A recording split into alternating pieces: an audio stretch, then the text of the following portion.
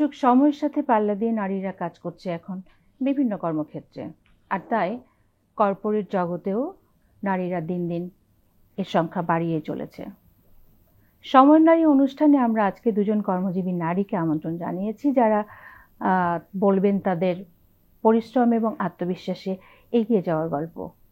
এবং আপনারা জানেন যে সময় নারী অনুষ্ঠানে আমরা সবসময় কথা বলি নারীর সংকট, সাফল্য এবং সম্ভাবনাগুলো নিয়ে।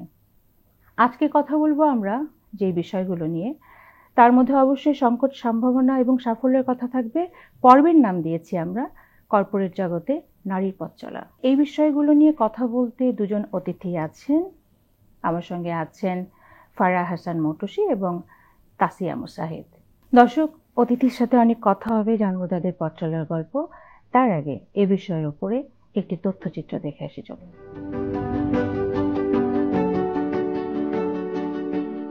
আজকের কর্পোরেট বিশ্বে নারীরা শুধু একটি অংশ নয়, তারা অনেক ক্ষেত্রেই নেতৃত্ব দিচ্ছেন, প্রভাব ফেলছেন এবং সাফল্য পাচ্ছেন। তবে এই পথ চলা সহজ নয়। নানা ধরনের বাধা আছে, যেমন নিম্ন মজুরি, সহকর্মীদের থেকে সমান সম্মান না পাওয়া এবং কর্মক্ষেত্রে পুরুষতান্ত্রিক মানসিকতা। এছাড়াও নারীদের জন্য অনেক ক্ষেত্রেই নম্রতা এবং মেয়েলি ভাবনাকে গুরুত্ব দেওয়া হয়, যা তাদের পেশাগত সফলতায় বাধা সৃষ্টি করে। পাশাপাশি এখনও কিছু চ্যালেঞ্জ রয়ে গেছে। নারীদের জন্য সমান সুযোগ এবং উপযুক্ত কর্মপরিবেশ নিশ্চিত করা এখনও একটি বড় বিষয়। বিশেষত পিতৃত্বকালীন ছুটি, শিশু শিক্ষা এবং নারী পুরুষ সমতা, এই বিষয়গুলো কর্পোরেট বিশ্বে আরও বেশি সমাধান চাইছে। তবে যদি নারীরা একে অপরকে সহযোগিতা করতে থাকে এবং সমাজ আরও উদার হয়, তাহলে ভবিষ্যতে কর্পোরেট জগতে নারীর পথ চলা আরও উজ্জ্বল হবে। আজকের বিশ্বে নারীদের কর্পোরেট জগতে পথ চলা শুধু একটি সংগ্রাম নয়, এটি এক সফলতার গল্প। এই গল্পটি আমাদের শেখায় পুরুষ ও নারীর সমান অংশীদারিত্ব এবং সহযোগিতায় একটি সমাজ ও কর্মক্ষেত্রের প্রকৃত উন্নতি আনতে পারে। দর্শক, তথ্যচিত্র দেখলাম, এবার অতিথির সাথে আলোচনার পালা। চলুন যাই। মৌটুসী আপু, আপনার কাছে প্রথম প্রশ্ন আমি করি, কোথায় আছেন এখন, কে করছেন এবং আপনার কাজের ধরন সম্বন্ধে জানতে চাই। আমি বর্তমানে সেলেস্টিয়ার টেক লিমিটেডে এইচআরএ অ্যাডমিনে আছি, অ্যাসিস্ট্যান্ট ম্যানেজার হিসেবে। তাসিয়া আপু, আপনি কোথায় আছেন? সিনিয়র সফটওয়্যার ইঞ্জিনিয়ার এবং প্রজেক্ট লিড হিসেবে আমেরিকান একটি স্টার্টআপে আছি, ফ্লোরিডা বেসড। রিমোটলি জব করি বাংলাদেশ থেকে। এছাড়া আমার দুটো উদ্যোগ আছে। একটি হচ্ছে আমি বাচ্চাদের পোশাক নিয়ে কাজ করি, পুকিজ অ্যান্ড পাইরেটস নাম আমার উদ্যোগের। আর এছাড়াও আমি নিজের সফটওয়্যার প্রোডাক্ট আছে কিছু। আমি এবং আমার ছোট ভাই আমাদের যৌথ উদ্যোগে আমাদের দুটি সফটওয়্যার প্রোডাক্ট আছে। একটা হচ্ছে দামদেখি.com, যেখানে আপনারা বিভিন্ন, যেমন দারাজ, তারপরে চাল ডাল, বিভিন্ন প্ল্যাটফর্মের প্রোডাক্টের কম্পেয়ার করতে পারেন প্রাইস। আরেকটি আছে অটো বিজনেস, আমাদের ক্ষুদ্র উদ্যোক্তাদের জন্য আমরা একটা প্ল্যাটফর্ম তৈরি করেছি, যেখানে ঠিক 2 মিনিটে আপনি আপনার ওয়েবসাইট তৈরি করে ফেলতে পারবেন। প্রোডাক্ট অ্যাড করে দিয়ে এআই এর সাহায্যে আপনি ফেসবুকে যে কোনো পোস্ট জেনারেট করতে পারবেন, ফেসবুকের মেসেঞ্জার কন্ট্রোল করতে পারবেন, দারাজের স্টোর কন্ট্রোল করতে পারবেন। প্রোডাক্ট অ্যাড করা থেকে শুরু করে প্রোডাক্ট বিক্রি করা পর্যন্ত পুরাটাই এআই হ্যান্ডেল করবে। আপনার স্টেডি ফার্স্টে কুরিয়ার অ্যাড করে দেওয়া বা পাঠাওতে কুরিয়ার অ্যাড করে দেওয়া, এই পর্যন্ত পুরো পাইপলাইনটা আমরা এআই এর সাহায্যে অটোমেট করে ফেলেছি। Full digital. শুরুটা কবে হয়েছিল এবং শুরুর দিনটা কেমন ছিল? জি, আমি পড়াশোনা করেছি ইলেকট্রিক্যাল অ্যান্ড ইলেকট্রনিক্স ইঞ্জিনিয়ারিং এ, বুয়েটে। আমাদের ক্যাম্পাস থেকেই স্যামসাং রিক্রুট করে স্যামসাং R&Dতে আমাকে নিয়ে যায়। সেখান থেকেই আমার সফটওয়্যার ইঞ্জিনিয়ার হিসেবে যাত্রা শুরু। স্যামসাং এর সাথে আমি বাংলাদেশে কাজ করেছি, সাউথ কোরিয়াতে কাজ করেছি ওদের হেড অফিসে। তারপর আসলে আমার 3টা বাচ্চা, তো আমার বড় বাচ্চা হওয়ার পরে আমি আসলে একটু ভাবলাম ক্যারিয়ার ব্রেক নেই, বাচ্চাকে একটু সময় দেই। এবং ওই সময়ই আসলে করোনা চলে আসে আমার সেকেন্ড বেবি হওয়ার আগে। তখন আমি স্যামসাং ছেড়ে বাসায় একটা ব্রেক নিচ্ছিলাম। যেহেতু করোনা আসে, তো রিমোট জবের একটা দৌড় উন্মুক্ত হয় আমাদের জন্য। তো আমাকে ধ্রুবক ইনফোটেক বাংলাদেশ, ওরা হচ্ছে আমাকে রিমোটলি একটা জবের অফার দেয়। সেকেন্ড বেবির 2 মাস বয়স থেকে আমি রিমোটলি কাজ করছি। জাপানিজ কোম্পানি ড্রিম অনলাইনে কাজ করেছি। আপনি এতগুলো কাজ করে, সংসার সামলিয়ে, বাইরে মুভ করে, সেখানেও কাজ শেষ করে, হাও, মানে এটা সাপোর্টটা কেমন ছিল পরিবারে, কার আমার সাপোর্ট পেয়েছেন আসলে? আসলে আমার বাবা মার সাপোর্ট তো অলওয়েজই ছিল। কখনোই আমাকে হচ্ছে গিয়ে একটা মেয়ে হিসেবে আলাদাভাবে কখনো ট্রিট আমি হইনি আচ্ছা আমার পরিবারে। আমার মা খুবই স্ট্রং হেডেড, স্ট্রং ওপিনিয়নের একজন মানুষ। তো ওই ধারাবাহিকতায় উনি আমাকে ওভাবেই বড় করেছেন। তারপর যখন আমি আমার শ্বশুর বাড়িতে আসি, যেহেতু বিয়ের পরে অনেকেরই একটা ক্যারিয়ারে সমস্যা হয় বা ব্রেক ভাটা তৈরি পড়ে হয়। অনেকের, হ্যাঁ হ্যাঁ। জি, কিন্তু আমার শ্বশুর বাড়িতে আমি আজকে যে শাড়িটা পরে আছি এটা আমার শাশুড়ির ওয়ার্ড্রবের। Wow, তো আমার শ্বশুর বাড়িতে আমি খুব সাপোর্ট পেয়েছি আমার হাজব্যান্ডের। আমি বলবো এখন পর্যন্ত আমার সবচেয়ে বড় সাপোর্ট এখন আমার হাজব্যান্ড। আমার শাশুড়ির সাপোর্ট ছিল। সবকিছু মিলিয়ে আমি আসলে, কারণ আমি বিয়ে হওয়ার পরে কিন্তু সাউথ কোরিয়ায় জব করেছি, ওখানে গিয়ে থেকেছি মাসের পর মাস, এসেছি আবার গিয়েছি, এবং সবগুলাতে আমার হাজবেন্ড এবং আমার শ্বশুরবাড়ি খুব সাপোর্ট ছিল। এই সাপোর্ট সিস্টেমটা না থাকলে একদম আমাদের পক্ষে আসলে সংসার করে অন্য একটা ক্যারিয়ার তৈরি করা বাইরে মুভ করা একদমই সম্ভব হয় একদমই না। সম্ভব না। আসবো আমি আপু আপনার কাছে। আপু, জানতে চাই আপনার মানে শুরুটা কেমন করে হলো আর কি? আমি গ্র্যাজুয়েশন মাস্টার্স করেছি সিটি কলেজ থেকে মার্কেটিংয়ে, এরপর এমবিএ করেছি ঢাকা ইউনিভার্সিটি থেকে, পরে পিজিডি করেছি বিআইএম থেকে এইচআর এর উপর।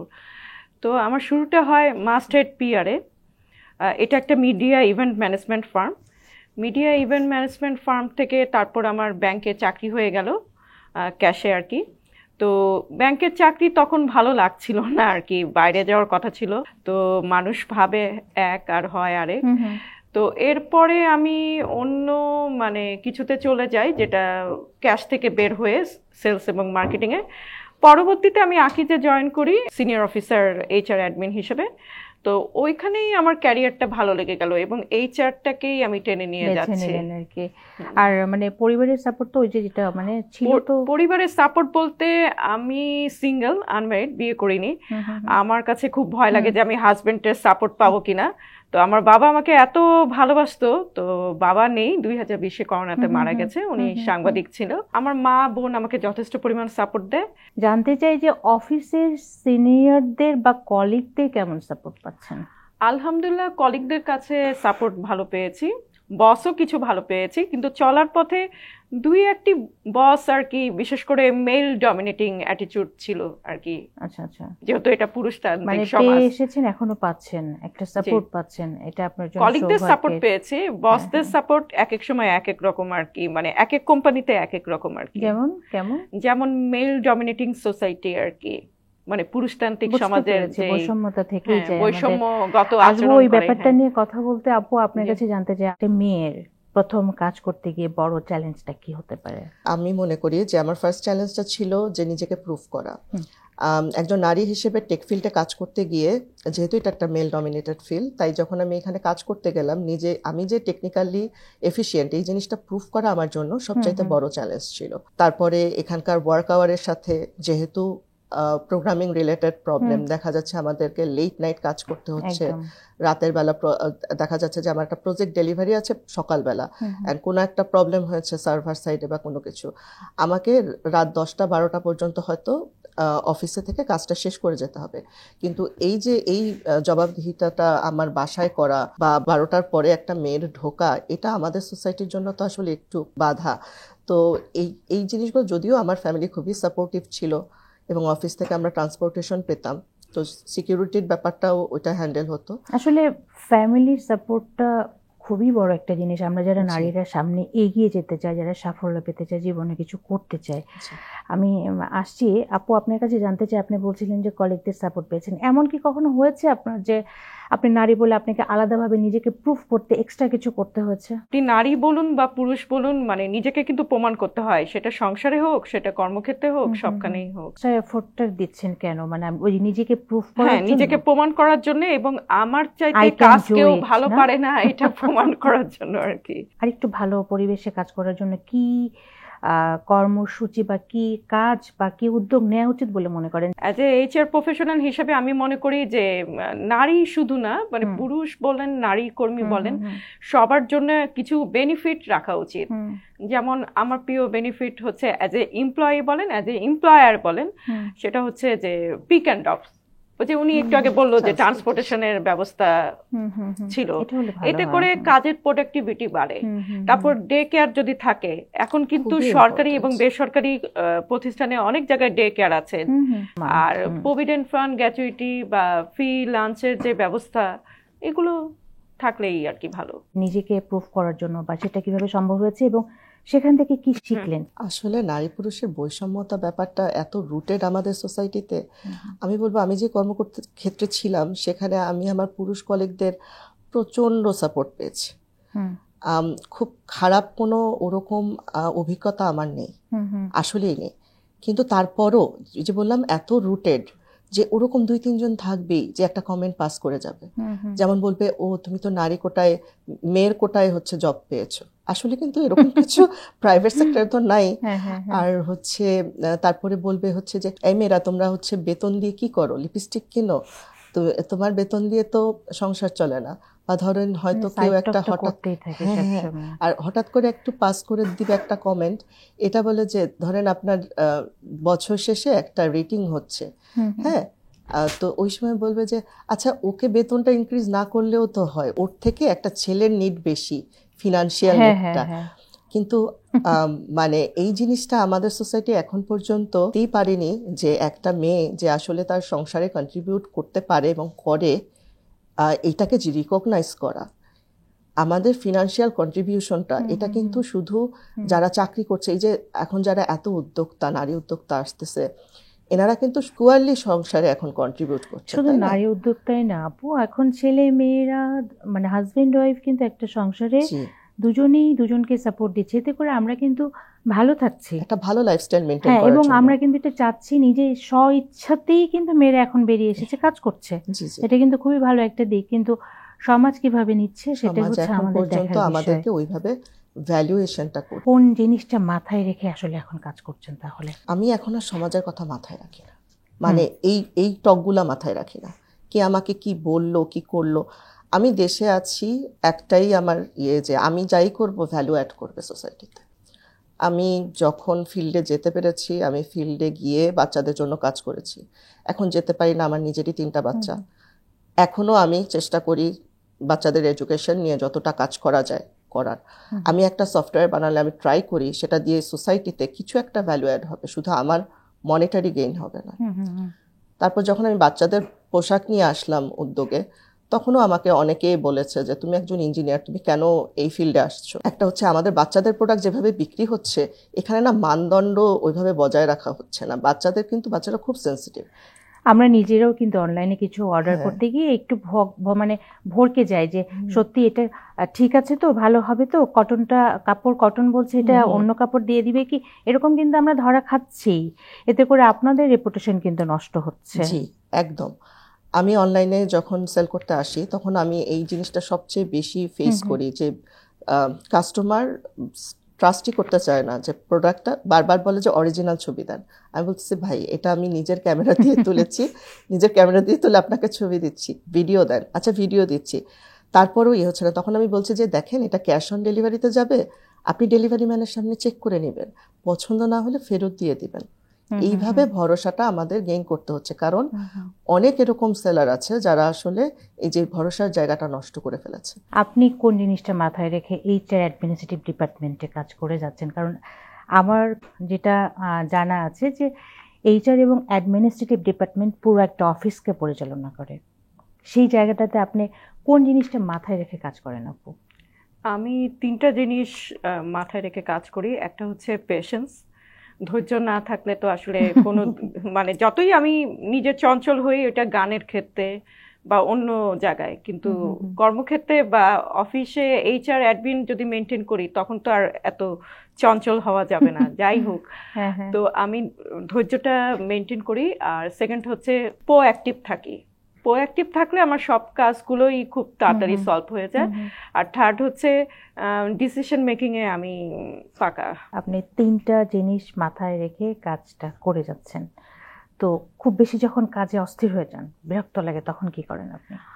গান করতে পছন্দ করি, বিশেষ করে রবীন্দ্রসঙ্গীত, এবং শুনতেও পছন্দ করি। এছাড়া আমি মনে করি ভ্রমণ মানুষকে সমৃদ্ধ করে, তো বেড়াতেও পছন্দ করি। আপু, আপনার কাছে জানতে চাবো, যখন খুব বেশি অস্থির হয়ে যান, বেরিয়ে এসে কি করতে ইচ্ছে করে? যে আমি আমার প্রোফাইলে লিখে রেখেছি আমি হচ্ছি mother by profession and coder by passion. তো আসলে কোড করাটা আমার জন্য একটা প্যাশন, তো ওইটাই আমার হবি। আমি যখন অবসর সময়টা আমি পাই, মানে আমার বাচ্চারা ঘুমিয়ে যায় রাতে, তখন আমি কোড করতে বসি।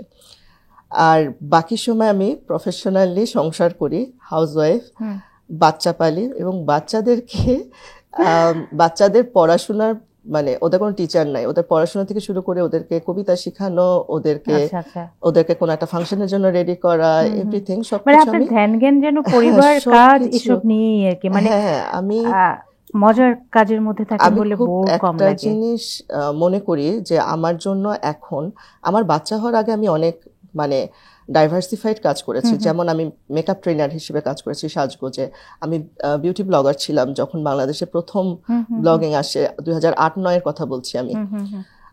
তারপর আমি অনেক ফিল্ড ওয়ার্ক করেছি, আমি ইউনিসেফে কাজ করেছি। বই পড়তে ভীষণ পছন্দ করি, ভীষণ পছন্দ করি, এবং আমার বাচ্চারাও বই পড়তে খুব পছন্দ করে, এখন ওদেরকে নিয়ে আমি বই পড়ি। আমি যেটা বুঝতে পারছি যে আপনি কাজ, পরিবার, বাচ্চাদের নিয়ে, মানে আপনার বোর লাগে না, আপনার আলাদা আলাদা কাজ তো আলাদা আলাদা রিক্রিয়েশন হয়েই যায়। আচ্ছা, যদি লাস্ট প্রশ্ন আমি করব, আসলে আমাদের মেয়েদের সবারই মনে হয় যে এত দূর এলাম, এটা না করলে আরেকটা কিছু করলে ভালো হতো। যদি টাইম মেশিন পেতেন কি করতেন? আমি আমার জীবনে আমার কোনো রিগ্রেট নাই, তবে আমার বাবা ডাক্তার, আমি আসলে আমার বাবা মা সম্পর্কে তেমন কিছু বলিনি। আমার বাবা ডাক্তার, অর্থোপেডিক সার্জন। আমার বাবার খুব ইচ্ছা ছিল আমি ডাক্তার হই, এবং আমি কিন্তু মেডিকেলে অ্যালাউ হয়েছিল, বরিশাল মেডিকেলে ভর্তি হয়েছিলাম, ভর্তি ক্যান্সেল করে আমি বুয়েটে আসছি। তো আমার মনে হয় সম্ভবত আমি টাইম মেশিন পেলে আমি ডাক্তার হব। ওকে আপু, আপনাকে যদি বলা হয় যে টাইম নিজের মতো করে ঘুরিয়ে দেন, আপনি কি এই পেশায় আসতেন? আবার এইচআর প্রফেশনাল হওয়ার জন্য আমার স্বপ্নই ছিল। তো আমি এই পেশা না আসলে, আমি যেহেতু ঘর সাজাতে ভালোবাসি, আমি আর্কিটেক্ট হওয়ার ইচ্ছা ছিল। কিভাবে এগিয়ে যাওয়া উচিত একজন নারীকে, জাস্ট এক লাইনে? আমি সব নারীকেই বলবো যে আত্মবিশ্বাস নিয়ে আত্মপ্রত্যয়ে চলবেন, দেখবেন যে কোনো বাধাই আপনাকে অতিক্রম করতে পারবে না। আপু, আপনি যদি বলি?